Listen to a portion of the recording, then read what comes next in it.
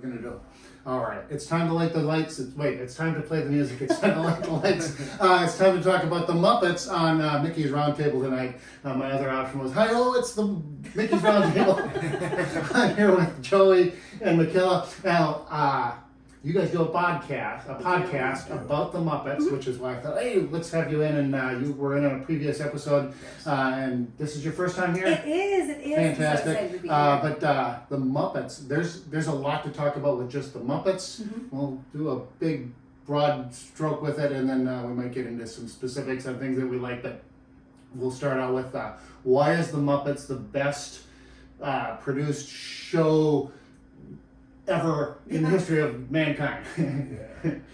There's just something about them that is just so magical for everyone. I think, we've talked about, with each other growing up with the Muppets, and, it's captivating when you're little because, they're colorful, they're silly, they're fun, but even as adults, we've talked about, episodes that we go back and we rewatch, or, Joey and I both have kind of a wintertime tradition of watching Muppets Christmas Carol, and just things that you come back to. Yeah. It's just like Disney movies. They're for kids, but they're for everyone. Yeah, no, I was a kid when the Muppet Show came out. Yeah. They would already been out, I imagine, when you were both younger.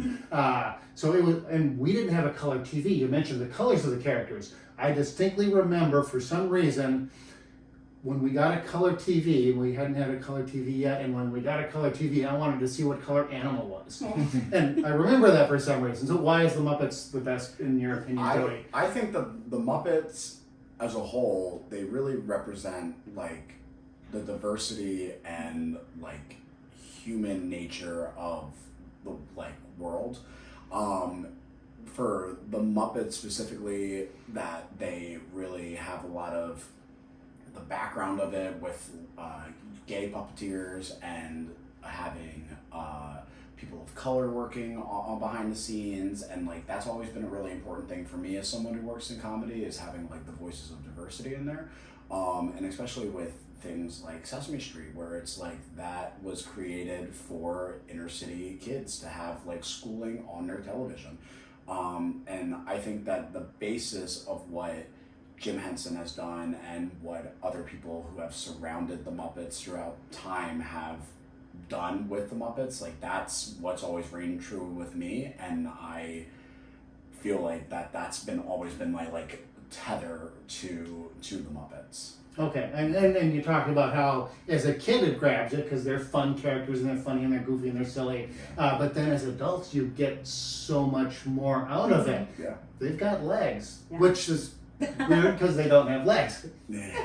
No, so leading up to shooting this and talking about this, I was watching a bunch of the episodes of The Muppet Show and rewatching some of the movies, and the original first three movies were the classics. Mm-hmm. I rewatched The Great Muppet Caper, and the Muppet movie is in my top 3 of all-time movies of all time. Not just Muppet movies, but of all-time movies, just as a kid, loving travel, and it's about following your dreams and finding people that are following the same dream and working and doing it together. Absolutely. For some reason, that just caught on to me as a kid. Yeah. But rewatching The Great Muppet Caper, what a fantastic movie. And I remember bits of it. The opening credits are the best opening credits of any movie ever in the history of motion pictures. They're in a balloon. You guys have seen it, but for anybody that's watching this has not seen it, they're up in a hot air balloon at the beginning, and the credits are going by off in the sky next to them, and it's Kermit and Fozzie and Gonzo, and they're looking at the credits of, does anybody watch these? And Kermit's like, yeah, they all have families, and they break the fourth wall so well in that movie. And it's like they're doing a movie, but they know they're doing a movie, and there's so many instances of that in that movie done so well. It's Kermit and Piggy are doing a scene, and Piggy's getting all big, and he's like, "Hey Piggy, you're overacting." And but I'm playing 1,000 emotions at once. Well, try playing one of them right. And they break the scene with they're not looking at the camera doing a breaking of the fourth wall like that. And so they always have done that in such a great way. So again, I grew up with those, and so those are classic. For you, what are your favorite Muppet movies or Muppet shows, or because there's been a lot of stuff out there? I mentioned mine already. My favorite every time is going to Muppets Christmas Carol. Okay. When I was growing up, Christmas Carol itself was a big story for me. I grew up with a theater background, and that was the first play I ever did. Okay. Oh, okay. And it was it was one that our community, our like regional theater did every year. So I was in it, from kindergarten all the way to 4th or 5th grade. I did it every year. You really knew the material. I really knew it. And but they my favorite adaptation. They nailed the material. I think it is the best adaptation. It is. And I think like Dickens scholars have said that too. Like it's the truest to the original writing. Because they stick to the actual book and the material. Right. It's Gonzo, and they were dead to begin with. Wait, what are you doing? And they're again breaking the fourth wall, and it's just enough of the Muppets, but just. Yeah. But still, like the heart of A Christmas Carol. Yeah. So I think it's just so nice. We saw it together last year at Disney Springs. They did a special showing of it in the big AMC movie theater. Okay. And so we saw that together, and that was actually the day we decided we were going to do our podcast. Okay. Yeah. Was sitting there, coming out of the movie. Oh, we both love this so much.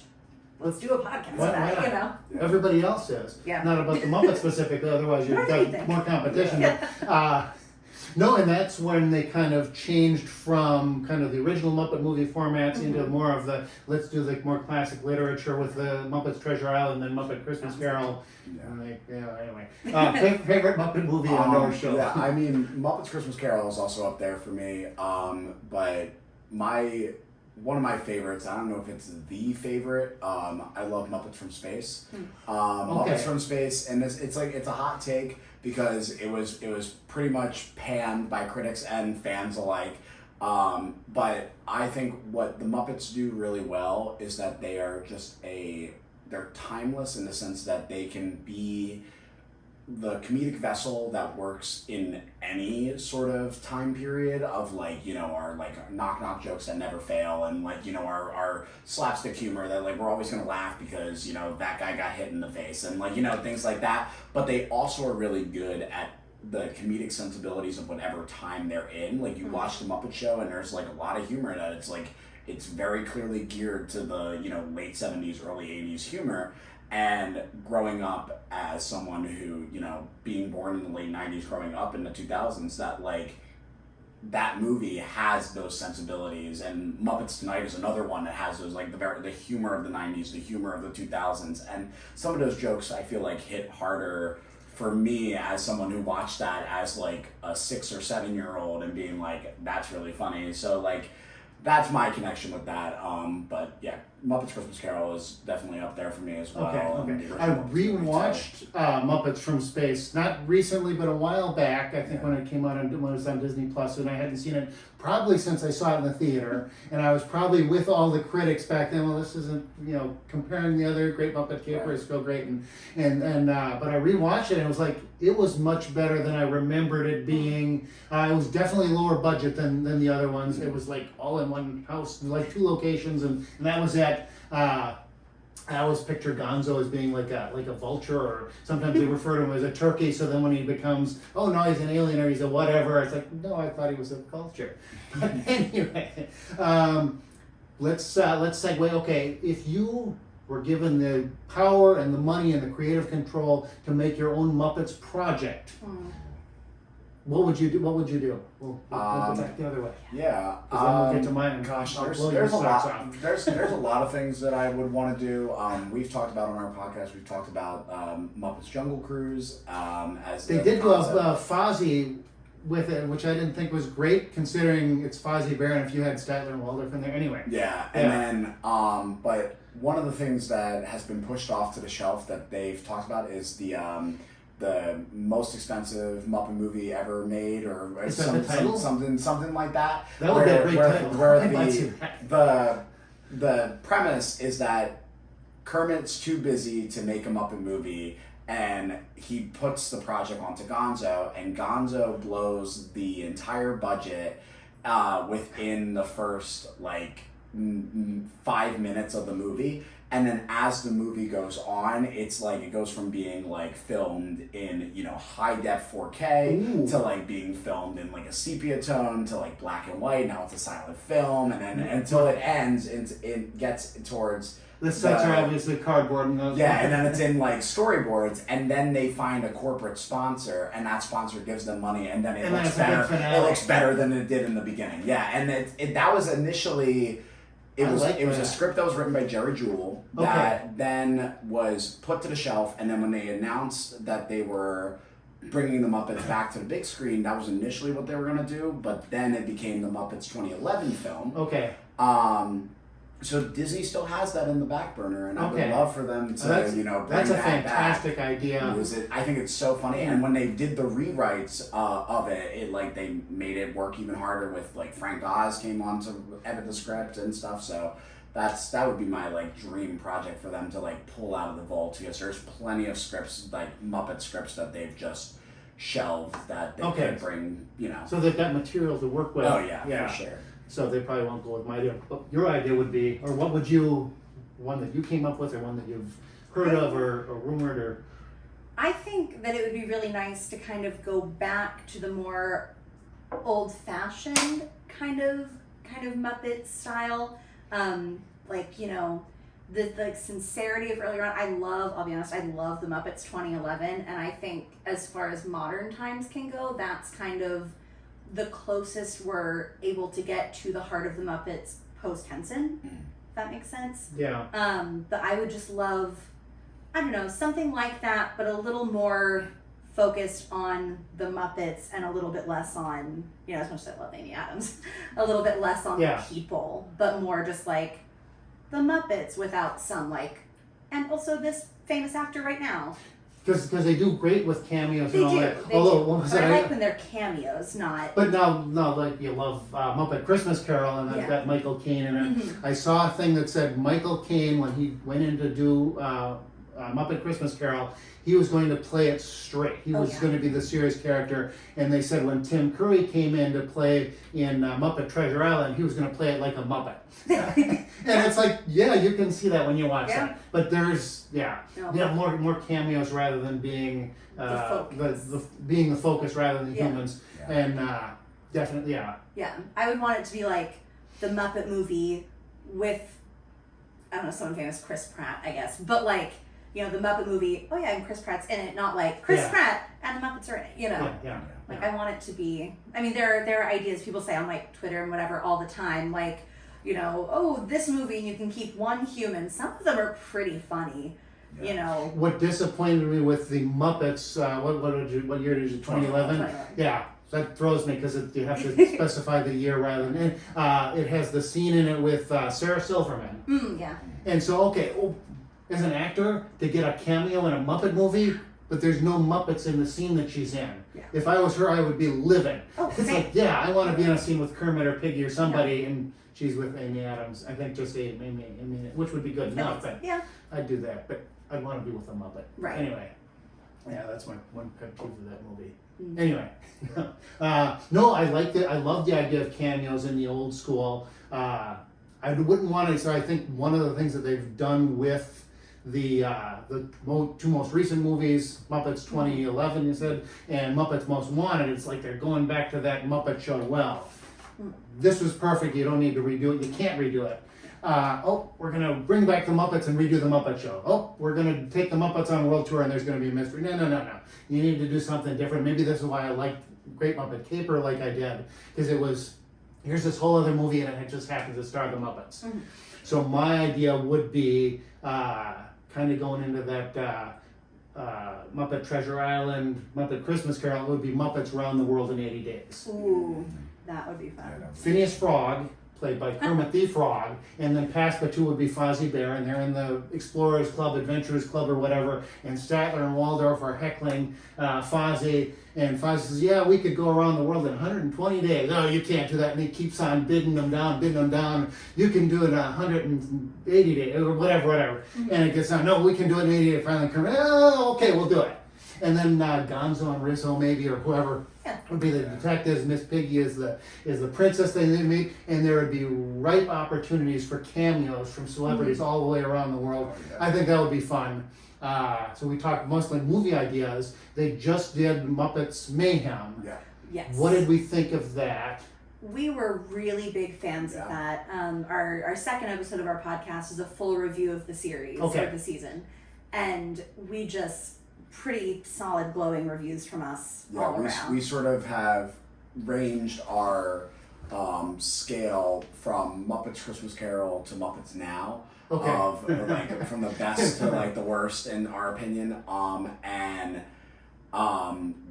We gave it like pretty much like a 9.5 of like being up there. Something that like we loved that it was, you know, it wasn't focused on, you know, your Kermits and your Fozzies and like giving some backstory to other Muppets that don't really get the light of day. The humor was really hitting. The songs and the music was, you know, because that music is a big part of the Muppets culture, was really fun, and it was just a really great series from the beginning to end. I had Dr. Teeth and Electric Mayhem poster on my wall as a kid.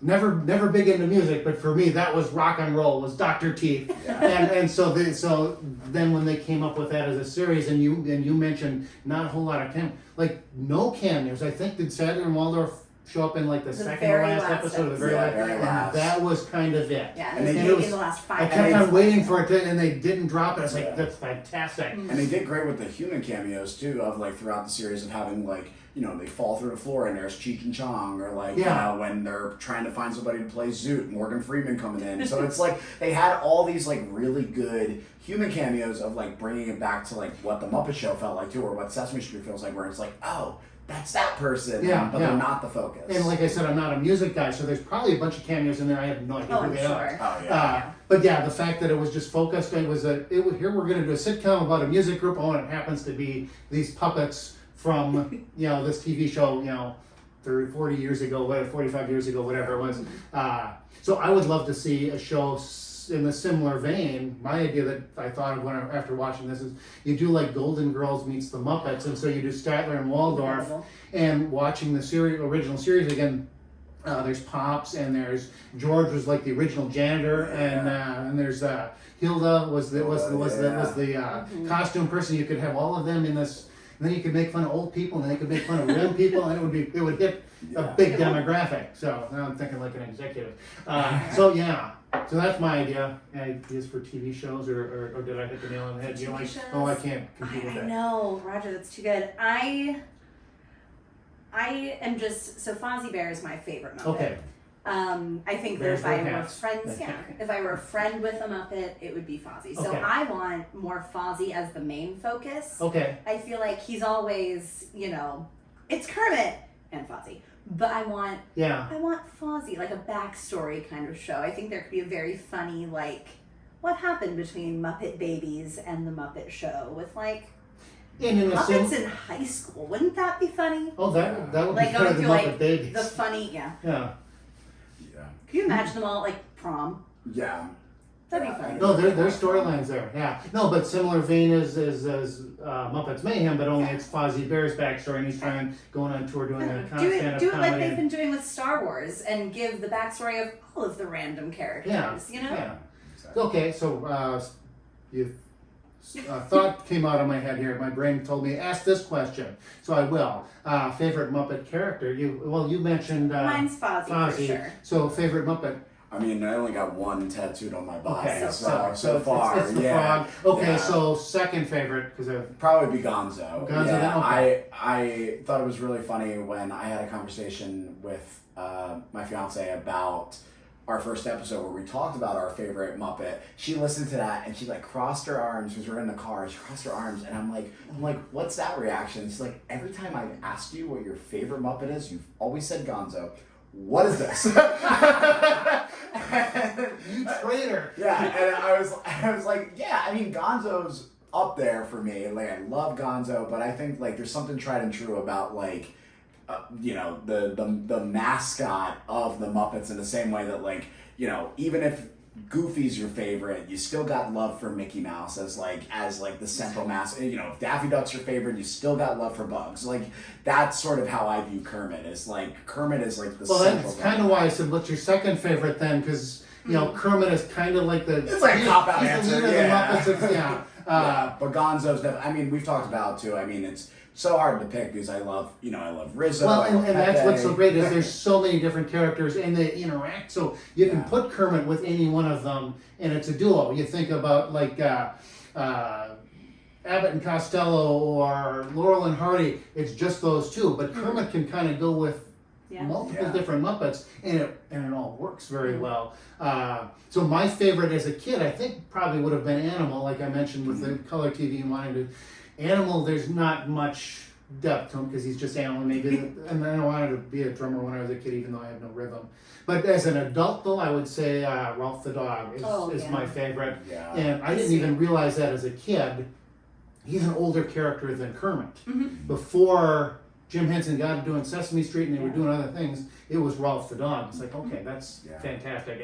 And I wish they would do more with him, Yeah. but my understanding, what I've been told, and you might have told me this, or I heard it somewhere else, that after Jim Henson died, because Ralph was kind of his first Muppet, that they didn't want him to speak ever again because he's so tied to Jim Henson. And it's like, okay, I'll allow that. But I would love to see Yeah. more Yeah. of Ralph. What I will say is that the characters that have been split up that that Jim Henson has done, a lot of those characters have gone to Bill Beretta, and I think Bill Beretta does a phenomenal job of characters like Dr. Teeth, like Rolf, Yeah. and sort of getting that essence of what Jim Henson's vocal quality was like, and also just like the The mannerisms performance. too. Some of them I wouldn't have known that these were other performers. Yeah. When after Jim Henson passed away, and they did a Muppet special honoring him, and then Kermit came you've seen the Oh, show, yeah. and Kermit comes in at the end, and he's not saying anything, and and he talks, and it's like, oh, okay, I guess that voice works, but the other Muppets, they really do nail the voice. You wouldn't know that it's not Frank Oz doing Miss Piggy. Yeah. And so they've done a really good job with that, and yeah. So I would love to see more of Ralph Yeah. to bring it back around. Speaking of Jim Henson, when he passed away unexpectedly, I think he's like one of maybe only two celebrities that I cried when I heard the news, and they were in the works of selling the Muppets brand and that intellectual property to the Disney company, and that was, you might probably know more about it than I do, but it didn't quite go through, but it eventually did. Yeah, so what wound up happening was when they were in talks, the root of the problem was that Eisner kept pushing to try to get Sesame Street tacked on to it. Okay. And Henson and his estate was essentially like, you can have the Muppets but Sesame Street is for the public. Like, and that's, they didn't want to do that. And then when he passed, Disney was kind of like very much like, we got to get this in the books like now. And it did not go well over with his family and his estate, so they sort of cut off all ties except for the things that they already had like post-production. That's why we got Muppet Vision 3D, because everything else that was supposed to be planned within the park was supposed to happen, other television shows and movie ideas and all these different things. And then eventually the Henson company sold to a third party, and then that third party and the Henson company came to an agreement to again sell it to Disney and at a later date. I think it was in like 2004. Okay. But we still had, like you mentioned, Muppet Vision 3D. They had other attractions, and the only one that I know of, and maybe it was the only one, was going to be a take on the Great Movie Ride, but it was going to be the Great Muppet Movie Ride, which might be kind of a neat idea. When you go through the queue of Muppet Vision 3D, at least the one time when they had us go around the back of the building, there's all kinds of posters where it's spoof posters of other movies, but starring the Muppets. And now the new Indiana Jones 5 Dial of Destiny opened this past weekend, and it made me think, oh, Kermit the Frog as Indiana Jones would be so fun. Even if it wasn't the whole movie, it was just the opening sequence of Raiders or something like that. But attractions at the Disney parks, and it's basically just the Muppet Vision 3D. Do we love Muppet Vision 3D? Do we like it? We do. Yeah. We're big Muppet Vision 3D people as well. Also big Bean Bunny people. Yes. Where Okay. we Justice for Bean Bunny has like become one of our like official mottos on our podcast. Because we You might not like my idea then.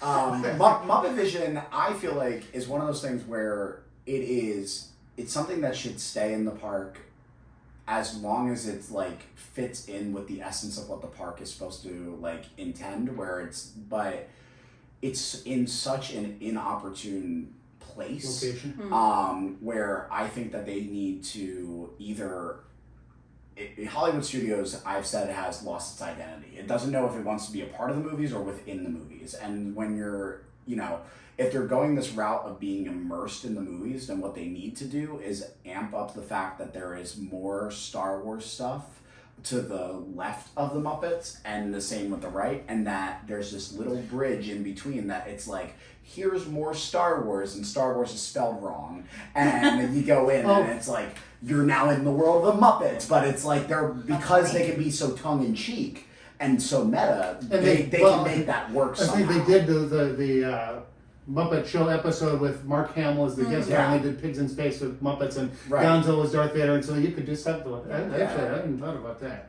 That'd be really funny. I like that. Because I'm just like, if you're not going to move it, then it needs to be enveloped in the area that it is. And if you do move it, then okay, fine, bulldoze that entire area. You have everything be Star Wars in that area.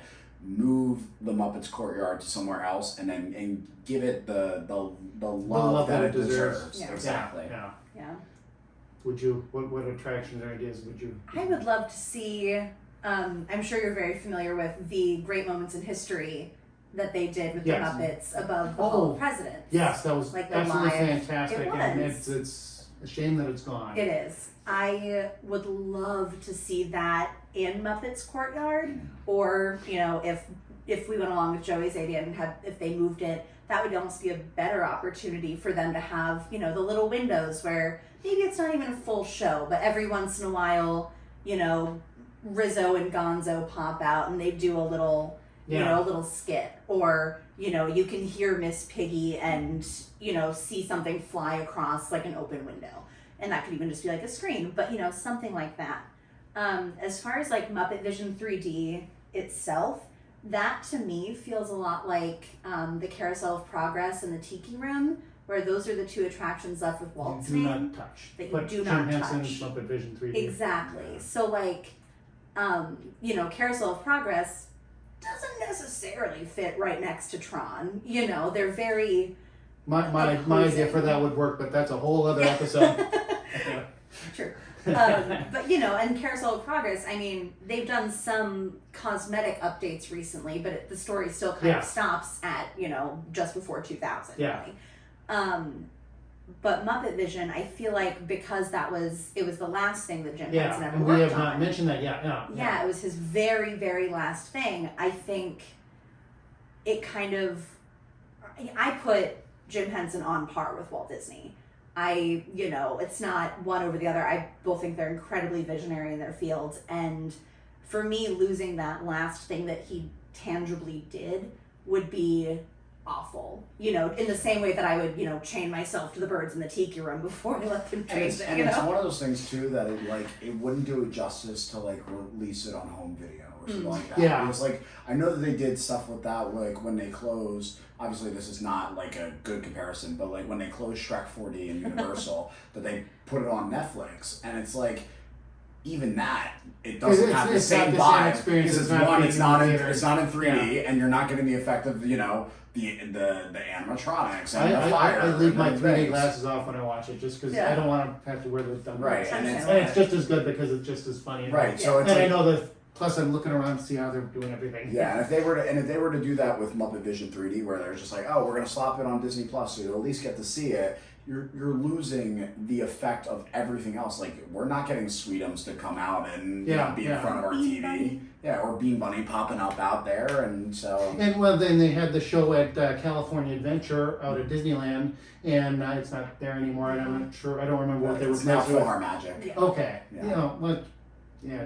Muppets are better. Yeah. No, so I said you wouldn't like my idea. Everything that you said, I think I totally agree with. The fact that it was Jim Henson's last project, yeah, you really shouldn't touch it. But I love the Muppet Show so much, and I would love to see Muppet Show live. And it could be Jim Henson presents the Muppet Show. So you leave the theater exactly as it is with the orchestra boxes and the whole thing, and curtain opens up. Kermit the Frog is standing on the stage in the flesh, in the fabric, and hey, welcome to the Muppet Show. And when you do the whole introduction and you do animatronics, the fact that they do Statler and Waldorf as animatronics, Dean Bunny is up in the other. They look great. I can't think of a better application for that type of technology, especially the animatronics they're able to do today. You could actually, hey, Frank Oz, come out of retirement, perform these characters for us, and we'll capture your actual emotions. Yeah. And you have backstage, behind the curtain, a big rotating theater, and so it would rotate, and there'd be like 6 different acts. And it would be random. So you go in to watch the Muppet Show live, and every show would be different. It would rotate, and it's going to be Dr. Teeth and Electric Mayhem perform something. Curtain closes, Kermit comes up, next, Fozzie Bear. Curtain closes, opens again, Fozzie Bear standing on stage. He's heckling back and forth with Statler and Waldorf. You could pull stuff from the original TV show, and there's room back there. That gift shop that they have behind the theater really isn't used. I think there's enough room there that you could do something like that. I went to the American Experience over at Epcot today and watched that show. I don't know how they do that, because their stuff pops out of the stage and then it goes down and something else a minute later pops out of the same spot. What I want to see behind. So if you could do something like that with that type of a Muppet Show, and then to honor Jim Henson, my favorite object in that waiting area before you go into the theater, and there's all kinds of Muppet props, and there's a Pigs in Space spaceship hanging up there, and up in the rafters is a poster. It's a picture of the Muppet version of Jim Henson, and he's in the first couple of that shows up in it. So I would put him up in the other box across from Statler and Waldorf, and then maybe a Frank Oz puppet and or a Walt Disney Muppet that are watching the show, and that's their legacy. And I like the idea of putting Jim Henson. Jim Henson presents the Muppet Show live, and you could have Fozzie come up, and you could have 10 different routines. And each one would be random, and so every time you go into that theater, it would be a different and new Muppet Show, and it would be fantastic. Anyway, that's my idea. Now I'll forever be sad that it's not. It's not. I've said too that like that would work perfectly, something like that in Epcot in the American Adventure area, because there's nothing more quintessentially American than the Muppets, and we already have a sort of portion of that Muppets takeover in Epcot, and like granted. We know that the Disney parks are going through this process of like bringing all their intellectual properties into the parks, and like that's the future of theme parks. That's inevitable. So if you're gonna make that area, you know, with Regal Eagle, have more Muppets in there. Throw it in there. Have the show. Have it, you know. And I think that would. And Regal Eagle is the best Muppet themed restaurant in Walt Disney World. Of the two. Of the two, yeah. Of the two. Regal Eagle's got really good food. It does. We have to record there soon. Yeah, I think we said, what, our 100th episode? I think so. Oh, you're going to actually record. Yeah, our first episode was recorded at Pizza Rizzo. Okay. Yeah. See, I ate a Pizza Rizzo a week or two ago just in preparation for this. It's pizza. The pizza is like... It's rat pizza. It's rat pizza. Well, I suppose. No, so what would you do for a restaurant? Here, I've got my own idea. I'll grab yours before I tell you my idea for a Muppets themed restaurant. Because Pizza Rizzo is like, really, that's the best you've got? Yeah. It was kind of like, anyway. The idea for Pizza Rizzo originally was so much bigger, and then, you know, they scaled back and scaled back and scaled back, and now it's just kind of the sign that said a couple things on the... Yeah. And if you look really, really closely, there are some good Muppet details. There is, yes. They're there, but you don't notice them. You know, you're hot and sweaty, you sit down, you eat your $15 pizza that's this big, and then you leave. Tastes bland as cardboard. Anyway, all Disney pizza is. It does, yeah. So. But it was supposed to be, they were supposed to have animatronic, you know, Muppet rats, you know, scurrying around and delivering the trays, and it was supposed to be such an immersive thing, and I would love something like that with, you know, I mean, we have chain restaurants all down the street down there that have robots that bring you Yeah, your food. yeah. You know. And I don't know if it was an inspiration or not, but the Great Muppet Caper, I don't know if that was the first place Rizzo was introduced or not, but Rizzo and all of his rat friends want a job in the restaurant where Jenny, the main human character, works. And I don't know if that was a connection for the restaurant or an inspiration for the restaurant or It not. probably had like some sort of influence in there. I know that like the concept of what we got with Pizza Rizzo, it extends even further than the initial concept of it, because when we talked about the Muppets Land that never happened, there was supposed to be a restaurant that was like Swedish Chef's smorgasbord kind of deal. That would be my idea. I'm glad that yeah, somebody else actually, because it's and- like that seems obvious. Maybe it's too Yeah, obvious. and it was like they were gonna have like an animatronic Swedish chef and like having like stuff go awry. I like the and, idea like, of just hearing him back in the kitchen. Yeah, and then when that concept never came, and then this Pizza Rizzo that was supposed to be like a lot more big and like to getting that. So like I would love to see at some point a restaurant in a similar vein of like where they utilize that where they have the Swedish bigger chef and more cooking, immersive and like, more and interactive and and they easily could do it. And even if it's just like being the thing that they're not doing with the Muppets is that the Muppets are so campy that like you need to just immerse yourself in that, like almost like how Rainforest Cafe does, where it's like you walk in and it's like Muppets, that's the thing with Disney restaurants, and that I love about Disney restaurants is the immersive quality about it. I just did Space 220, and you are on a space station hovering over you go into the Skipper Canteen over in Adventureland and Magic Kingdom, and you are immersed in that world and that. Sure, yeah. So, but we're not going to do that with the Muppets because we're just going to hang some crap on the wall. Yeah. It seems like a and maybe the whole contract thing and the sale, that all I'm sure affected what happened and when and all of that. Yeah, and I think right now Disney is figuring out what to do with the Muppets and where they come in. They're going to have their Jollywood night during Christmas time, and Kermit and Miss Piggy are going to have host a show there. And I think with the success of Muppets Mayhem and seeing where like they can include the Muppets, who knows? Maybe they'll announce another Muppets movie. Maybe they'll announce more stuff with the Muppets, or most expensive Muppet movie ever. I'm on board. Let's do that, and then we'll do mine. Electric Mayhem taking over the Rock and Roller Coaster. I've heard that rumor. I kind of like that. I kind of like the idea of just we'll put them in American movies, we'll put them here. That's kind of a neat idea as opposed to just a land. Although I love the idea of a Muppets. We're gonna do. I would take out Star Tours where it is now, because it is separated by the Muppets. So unless you make that all Star Wars and bridge it somehow, it doesn't work. Yeah.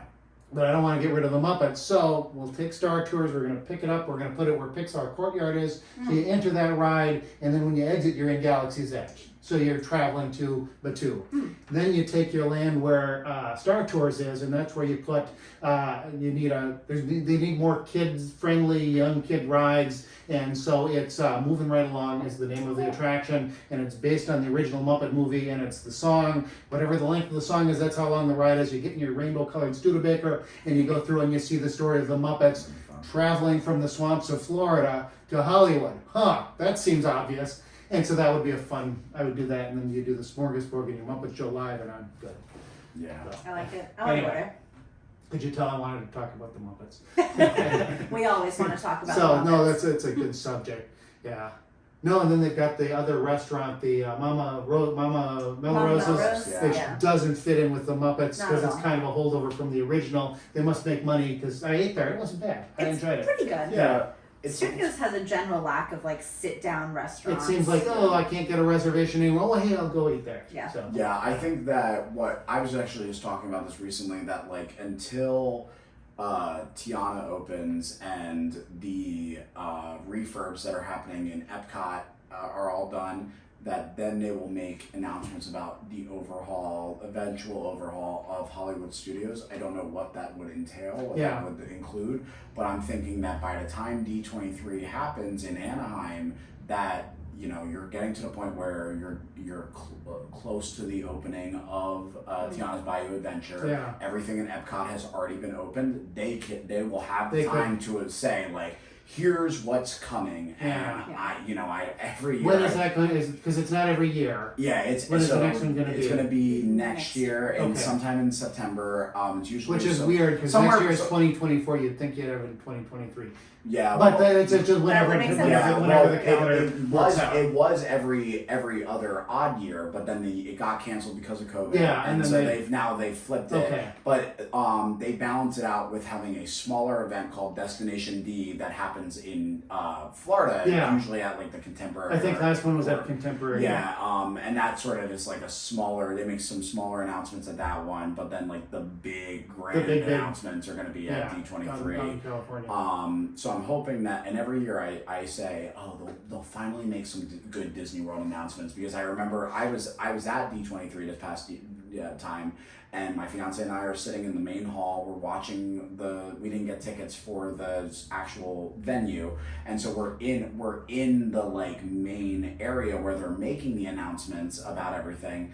And they're talking about all these cool things that are coming to Disneyland. We're opening this. We're doing a new Avengers ride. Where Hulk is going to be in the park. We're this and that and this. And then when they did Disney World, it was Hatbox Ghost, The Return of Figment, and I think that's it. Like I literally, I don't even remember if there was. And anything. Happily Ever After. Happily Ever After. That was That was and the they were big canceling one. these other projects. Yeah, and then I remember Getting the after they had said that, I remember looking at her and we were like, that was You flew all the way to California for That was this. it. Well, that was on day 3 of the Okay. convention, and we had gotten so the way that it worked was that you got to sign up for certain things, and they gave you whatever they gave you. And so for me, I was able to get like all the like secondary big stage things, so I got to see like the 30th anniversary of the Muppets Christmas Carol panel, and what was the other one? The voice acting panel, which was really cool on the very last day.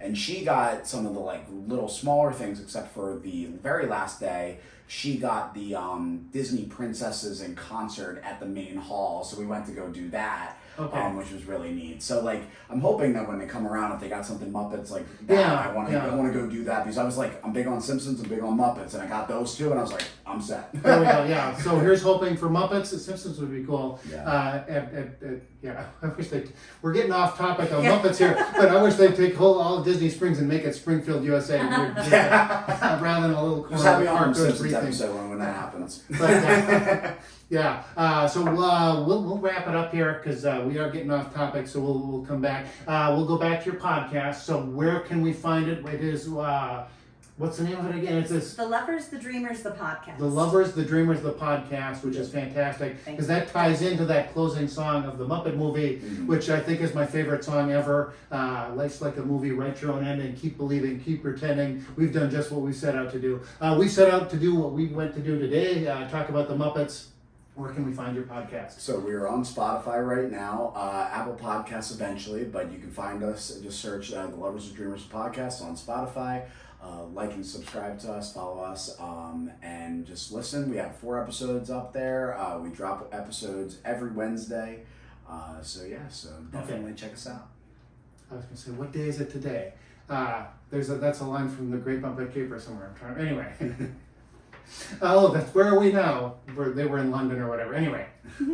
And then for Mickey's Roundtable, I'm on the YouTube, Mickey's Roundtable. I'm on Instagram. I post pictures there, not regularly, but like every day, kind of, if I can. And then I'm on the Facebook too, so you can find me there. If you want to talk anything Disney, get in touch with me. I might want to talk to you because it's fun. And whether it's directly a Disney product or whether it's something like the Muppets that Disney has acquired over the years, it is fun. So until next time, this has been Mickey's Roundtable. Thank you both for joining me. Thank this is you. fun. Of course. Yeah, I'm going to see how long this was. The last one was like 50 some minutes. So I think we're probably at an hour here.